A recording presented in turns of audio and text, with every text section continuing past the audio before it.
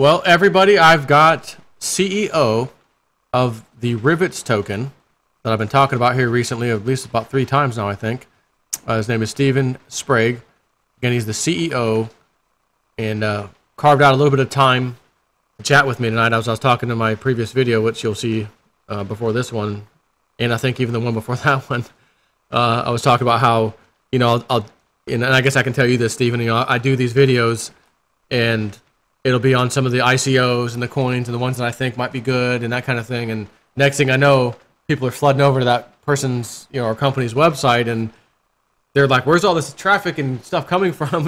Because I'm not like reaching out to you to say, "Oh, hey, by the way, I'm going to do a video on you guys and be prepared to get some traffic." I just, just run my mouth off about something, and then they come to you guys. But anyways, you guys were kind of found out and contacted me and stuff about it. So rather than me tell the little bit that I know about it is, as much as I've researched it, you guys have some serious in-depth detail on this particular, token, how it's going to work. It's not exactly like should not even kind of be considered like a security, as like the Security and Exchange Commission kind of, has mentioned recently about it has to fall under certain guidelines. Yours is pretty much a utility token all the way, as far as... It's been designed and built to be a utility token, really from the first step. And as a CEO who ran a publicly traded company for a long time, I certainly understand the other side of what it means to manage a security and the aspects of chatting with the SEC on a regular basis. So we're very focused. I think the regulatory position is actually quite interesting in this space. I think that it can be interesting to see how it evolves and how tokens evolve into the market. And I think everybody has to learn. If there's any suggestion for anybody who's watching or listening, just understand, don't use the word investor. You're buyers. You're buying a product, and right. You're part of a community that's buying a product. And the best example I can use is buying pre-sold slots for Teslas, right? Woohoo, I got the number 3 slot for Tesla. You might put it up on Craigslist and sell it to somebody else who wants the number 3 Tesla, built off the line. That does not make a Tesla slot a security. On the other hand, if Tesla were to issue slots to all of their employees so that it could use them as compensation and trade them out on Craigslist and make margin on them, then it very quickly becomes a security. So the Tesla ICO is a good example to follow when you're thinking of a utility product or a product-based model where you're selling to a buyer a thing, right? As opposed to purely a security, something that doesn't require work. Yep. All right, so we've covered that one, and I wrote down three things, and you just covered the first one about the utility token. What happens when the tokens run out? And Adam kind of gave me just a brief, so I think I kind of know the answer already, but me may elaborate. And we'll call the initial token the Rivetz token. We'll just call that token A for now. And what he kind of said, and I guess you can correct me if I got this wrong, but assuming all these tokens are used up ultimately, and it could be years from now, because each time something has to happen, a transaction or whatever, for to use your Rivetz token, I guess, if your phone's device or whatever is using that token per se, and it doesn't need to be a full token, it could be a sliver, a fraction of a token, to just cause a transaction to happen. Right, but tokens don't get burnt. Think of tokens like arcade tokens. You put them in the pinball machine, and at the end of the day, somebody opens the drawer in the pinball machine, takes them out. Right? So there are 2 types of pinball machines. There are pinball machines that are operated by Rivetz. So we put a token in, Rivetz gets a token out, right? And then we all of a sudden end up with a pile of tokens we're going to have to resell back into the marketplace to keep the ecosystem working. Okay. Or there are pinball machines that are operated by somebody else. Maybe we lease some space. In essence, a cybersecurity control operated by a third party. In that case, they'll get the tokens, and they can choose to hold on to the tokens, or ultimately they may want to pay for people in operations, so they'll have to sell the tokens back into the market. And so there is this ecosystem where tokens are going to move around in a circle. Really, the only time a token gets lost is, I don't know, if you go scuba diving and lose your phone overboard and, it had a bunch of tokens on it, you're going to lose your tokens if you didn't have a mechanism to back them up.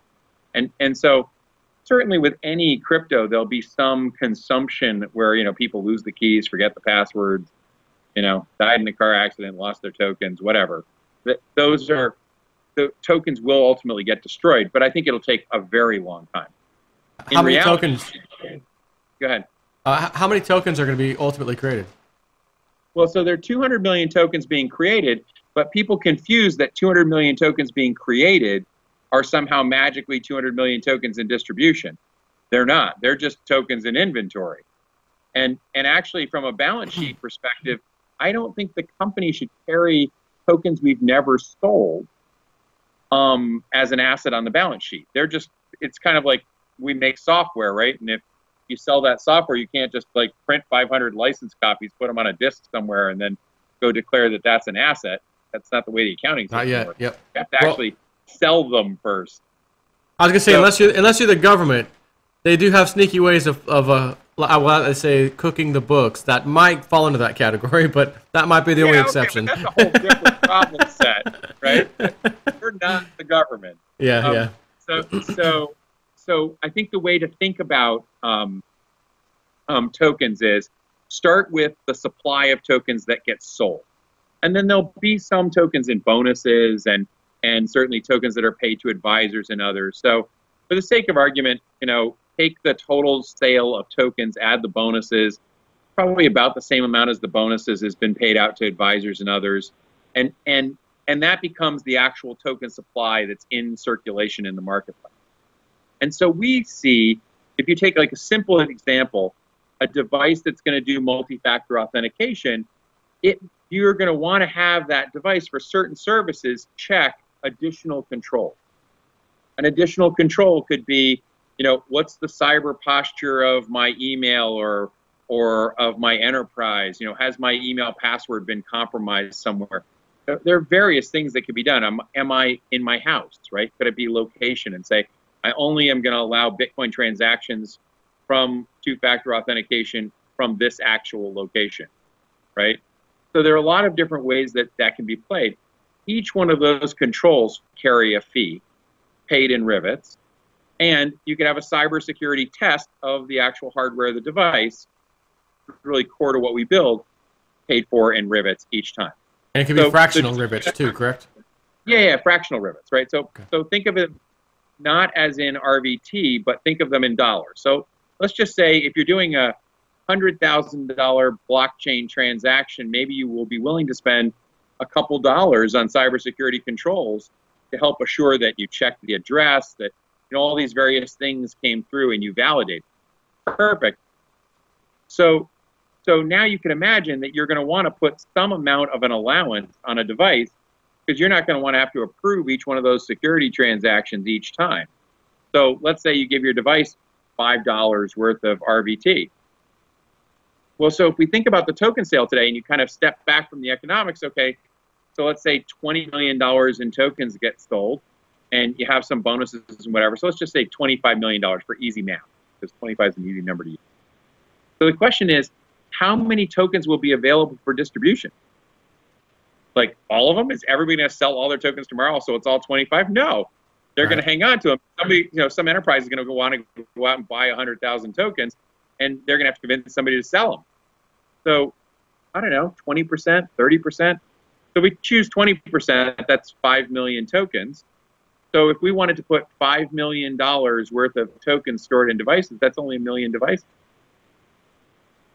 So who's going to fund the second million devices? Yeah. Oh, well, the token's going to have to go up in value.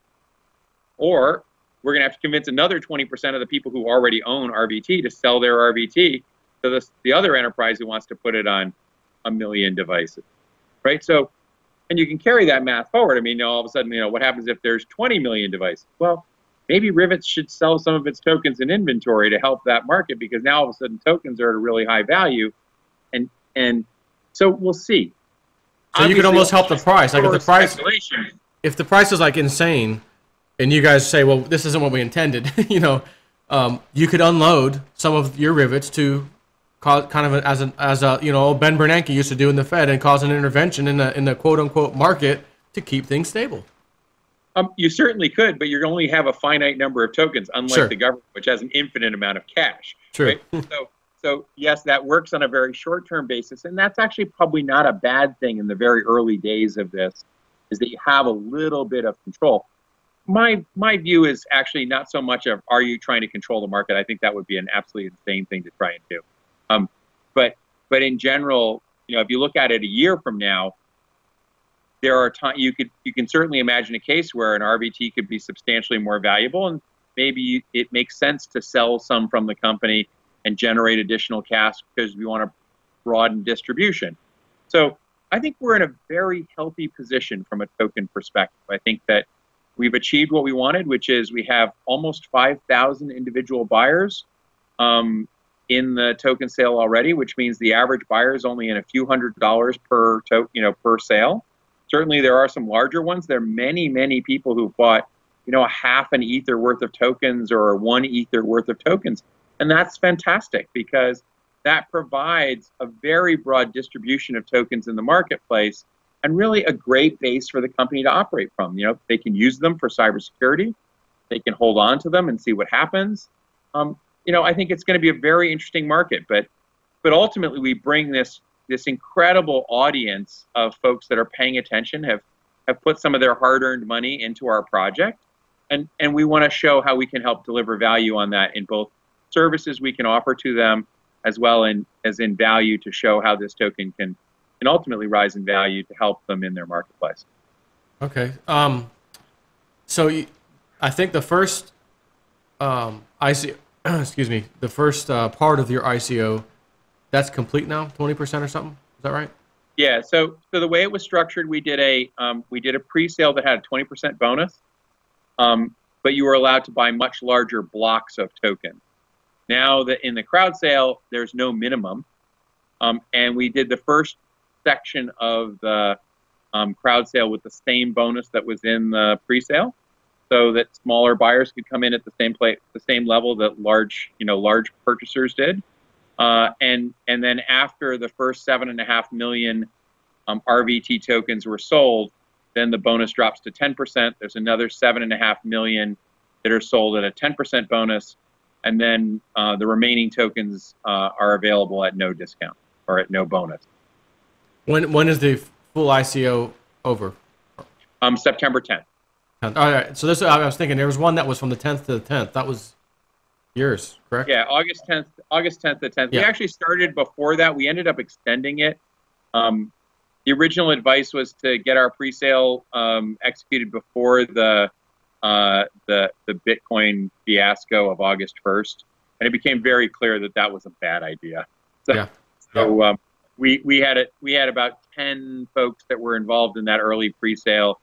We asked permission from them to change the sale contract, and we got permission from them. We changed the sale contract, and we extended to the 10th for the crowd sale to start. Now, right now, is there a 10% bonus going on? Right. There's a 10% bonus that's going on. It's got quite a ways to go, I think, still. I think we're at around 48,000 ether raised, and it's somewhere in the 60 range. It's on the webpage, the exact number, as to where it's the end of at the end of the 10% bonus. You can easily calculate it exactly on ether because there's no varying price. Every Rivetz token has been sold for 0.003 ether per token. Okay.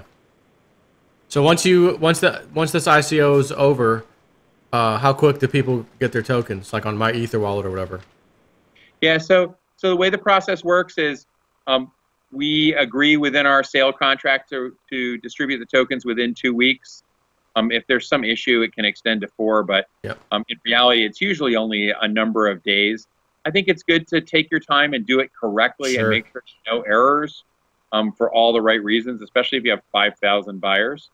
The sale's been quite good. I think we have, I don't know, a half a dozen or so transactions where, we have them sitting on the sidelines trying to figure out exactly what we're going to do from a details perspective. But in general, it's gone really quite well. Good. Once you're done with the ICO, What is kind of like your next steps? Like after the So issuance of tokens? it's all about product, right? I mean, for us, it's partners and product. So how do we bring on partners that put these products into mass distribution and scale and bring us brand and scale to help accomplish that? What we're going to do is initially launch a two-factor authentication capability. So it will work with the existing exchanges. It'll work with your Gmail account.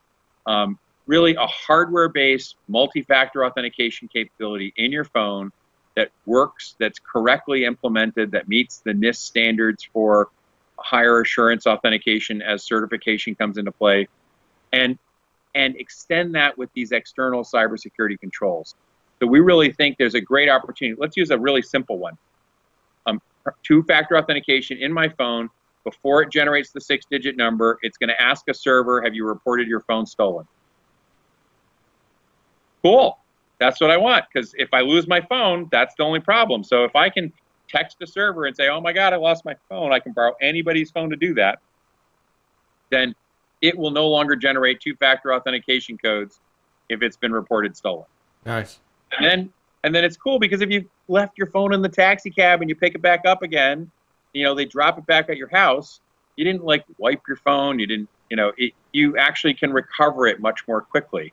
So we think it's a really elegant model to help make the ecosystem work well. So we will ship that this fall as a capability. It will work with the RVT token in a very simple way to begin with, and we'll continue to add complexity over time. There will be more than one chain that this works with, for sure, because there are different applications, whether we're doing something simple like two-factor authentication or we're doing a full multi-sig wallet in hardware. So you have those capabilities are there, they'll be treated differently. Nice. Wow, it sounds good. It sounds really good. We need something like this, you know. I get people email me all the time about these horror stories of, you know, getting hacked and sending ETH to the wrong place, and I didn't mean to do that, and I got tricked, and like, man, I always tell people, like, because I'm in IT myself, and I always use the term, you know, I try to save people from themselves. You know, are you expecting an attachment from this guy? No. Does it look like an attachment you would expect to have? No. Then don't open it. Call me before you do anything. Just call me. I'll come look at the thing. You know, I'm trying to save you from yourselves. Well, and I think we're learning that we don't have really good controls around information distribution, right? Yeah. The classic one is, how do I know the address that I'm typing into my wallet is the right address? And today, actually, all of Bitcoin ICOs are basically secured by the SSL lock on the top of the web page. You know, you don't see the SSL lock, and to be fair, like, we're one of the very few ICOs who put up a proper extended validation SSL, which means it's got the little green bar like your bank does, and it shows the company's name. And so you can validate that actually was, what that means is the DigiCert called up and validated that we were a registered company, that we had the right controls, that our management that was asking for it were the right people. They validate, unlike the gray locks, which almost everybody has, which are free, which pretty much anybody can get as long as you ask them. So it's amazing how weak the current internet security rules are around this. And I think we can extend that. We can help it. We need at the end of the day, we need a green bar and an address. When you put the address in your wallet, it says, oh, this is the Rivetz address. Do you really want to send money to Rivetz? You know, here's who they are. Here's the company's name. Here's where they're registered. Here's the group that validated that this address was actually registered by that company, signed off by them. That's okay. Well, I appreciate you taking the time to come on. Is there anything else you want to tell anybody, or have you pretty much summed it up? No, I think we've touched on it a great way. I think that in the long term, for everybody who's looking at this and thinking about Rivetz, one of the important things to remember is that inside your device, with lots of ICOs, they want to do a utility type model for a token with microtransactions, and you want it to be automatic.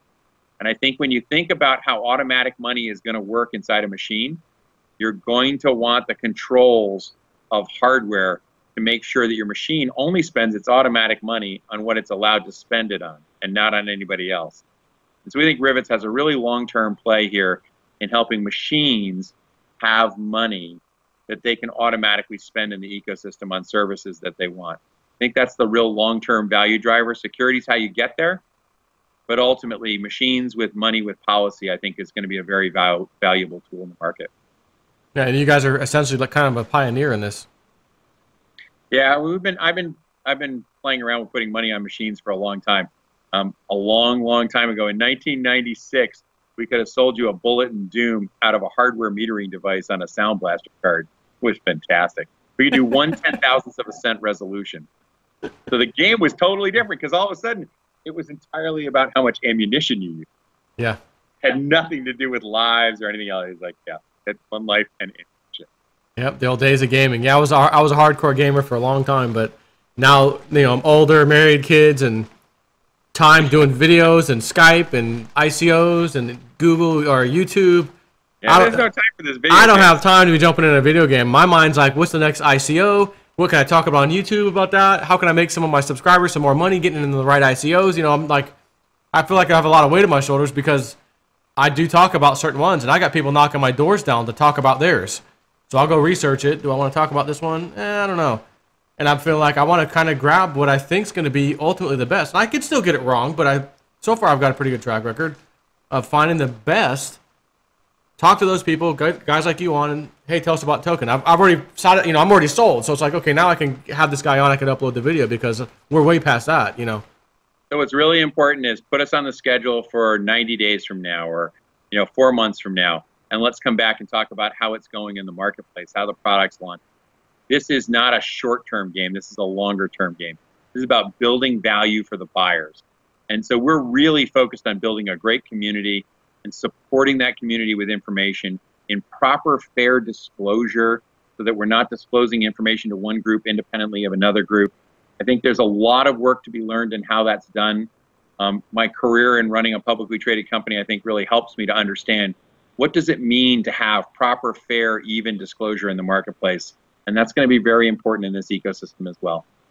Okay, good. Well, I'll see if I can't reach back out to you guys here in the next few months, 90 days, 3 months, 4 months, whatever. And like you said, see where you're at, what kind of progress you're making. By then, of course, the tokens will be long dispersed. And, you know, because there's people who only want to jump in and get out in 2 or 3 weeks, and it made 4 or 5 times return. I'm like, you know, guys, not every token's going to do that. Matter of fact, more aren't going to do that than are. But there's going to be some that basically you want to sit on. If it takes a year or two, trust me, it's going to be well worth it, because once you see what they've done with it, you'll understand why it took them that long to get there. But now you're holding something that they actually made extremely valuable for you, unbeknownst to you at the time, you know. And I think this is one of those. Rivetz, this is not a quick flip in my opinion, but absolutely one I'm going to be hanging on to. I will not unload any of mine until the time later on is right, I think, you know. Yeah, well, we appreciate it. I mean, I think everybody's got to make their own decisions in what they do, and we're here to build it for the long term, right? And this has taken many years of development in the industry to get to this point, and we're mixing 2 industries together: the trusted computing industry, which is what protects the user's interface, to the blockchain industry. And so we think we can have a huge impact across the entire cryptocurrency space, and ultimately those people who participate in it will benefit from it. At the end of the day, the identity of your device and your things is really your identity. And so I want to log into my devices, and my devices log me into all the services I belong to. I don't want to know passwords for every single thing. Yeah, it just knows. Hardware-based, whatever. It knows it's you. You've got your rules set. You don't have to type in or, you know, like you said, passwords, and remember my 50 different passwords for all these freaking sites and everything else. And if someone steals remember that your favorite form of multi-factor authentication is to dial the phone number and push the send button. And underneath the send button is a multi-billion-dollar hardware security mechanism called the SIM chip. And it works great. We taught mom how to use it. We taught the kids how to use it. 4-year-olds can dial 911 because they know the multi-factor authentication mechanism that operates the carrier. And you would never take half of the crazy new schemes in multi-factor authentication and replace them on your phone. It's like, you know, dial the number and take a selfie. No, no, not happening. Does that? No, I want the send button back. Yeah, scan my retinal. Yeah, no, we're trying to head in that path. How do we take the hardware security already in your devices, have it hold all the credentials for all the services you log into? So I log into my machine logs me into the world. And we make passwords go away, right? You still, like, you know, maybe you have a biometric to your computer, maybe the PIN number. There are lots of different reasons for one versus the other. Yeah. But once you're there, it's simple. Yeah. Awesome. All right. Well, Stephen, great chat. Again, I'll reach back out to you here in the next few months to kind of see where kind of progress you guys have gotten made at that point, and look forward to it. Look forward to it. Thank you. All right. Take care.